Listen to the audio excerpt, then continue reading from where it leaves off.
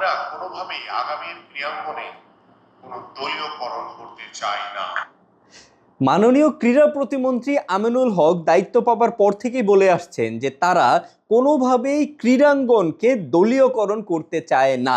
Even বিএনপির মহাসচিব মির্জা ফখরুল ইসলামও একই কথা বলেছিলেন। কিন্তু তারা কি আদৌ তাদের কথা রাখলেন? আমিনুল ইসলাম বুলবুলের বোর্ড ভেঙে দিয়ে বিসিবির নতুন যেই বোর্ড গঠন করা হয়েছে সেটাকে আবু সাদাত ভাইয়ের ভাষায় বলা যায় আব্বুর ছেলেদের ক্রিকেট বোর্ড। কারণ বিসিবিতে 11 সদস্যের নতুন যেই অ্যাডহক কমিটি বানানো হয়েছে সেখানে সদস্য হিসেবে থাকা সৈয়দ ইব্রাহিম আহমেদ, যিনি বর্তমান স্বরাষ্ট্রমন্ত্রী সালাউদ্দিন আহমদের ছেলে, মির্জা ইয়াসির আব্বাস, যিনি বিএনপি নেতা মির্জা আব্বাসের ছেলে, ইসরাফিল খসরু, যিনি বিএনপি নেতা আমির খসরুর ছেলে, ফাহিম সিনহা, যিনি বিএনপি নেতা মিজানুর রহমান সিনহার ভাতিজা, রাসনা ইমাম, যিনি বিএনপি নেতা ববি হাজ্জাজের ওয়াইফ, ইভেন প্রেসিডেন্ট তামিম ইকবালও কিন্তু বিএনপি সমর্থিত এবং আরো যেসব সদস্য রয়েছে তারাও হয়তো বিএনপি সমর্থিত বলেই নতুন এই অ্যাডহক কমিটিতে জায়গা পেয়েছেন। তো এর থেকে বেশি দলীয়করণ আর কি হতে পারে ভাই? মানে বিসিবি তো বর্তমানে দলীয়করণেরও এক ধাপ উপরে যে আব্বুকরণ হয়ে গেছে।